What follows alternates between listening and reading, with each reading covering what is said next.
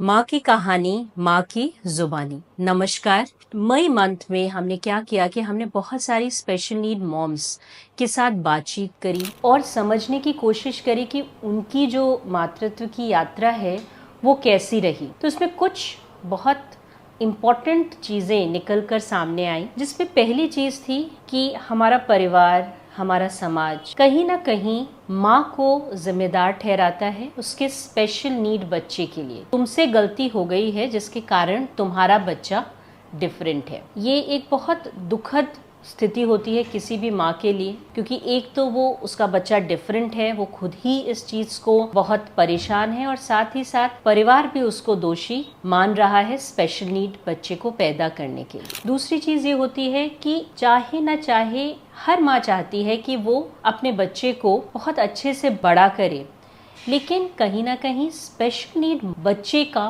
पूरा care giving का जो भार है वो माँ के ऊपर आ जाता है। माँ की ही जिम्मेदारी है कि उससे रिलेटेड हर काम सिर्फ वो ही करे। इसका एक पहलू ये होता है, एक स्पेशल नीड बच्चे की जो जरूरतें होती हैं या जो उसके बिहेवियर्स होते हैं वो माँ के अलावा कोई और समझ नहीं पाता, तो वो सारी की सारी जिम्मेदारी सिर्फ और सिर्फ माँ पर आ जाती है। सब जैसे सिर्फ उसी की जिम्मेदारी है। तीसरा जो पहलू हमें समझ में आया कि बहुत सारी माँ उन्होंने अपना करियर छोड़ दिया, क्योंकि हमारे पास कुछ माएँ हैं जो आर्किटेक्ट हैं, कुछ चार्टर्ड अकाउंटेंट्स हैं, कुछ फैशन डिज़ाइनर हैं, लेकिन जब हम लोग उनसे बात कर रहे थे तो हमने ये पाया कि कहीं ना कहीं उनके अपने सपने जो हैं वो बहुत पीछे रह गए हैं, क्योंकि हर माँ के लिए उसका अपना बच्चा सर्वोपरि होता है, लेकिन इस पूरी जद्दोजहद में माँ का करियर बहुत पीछे छूट गया।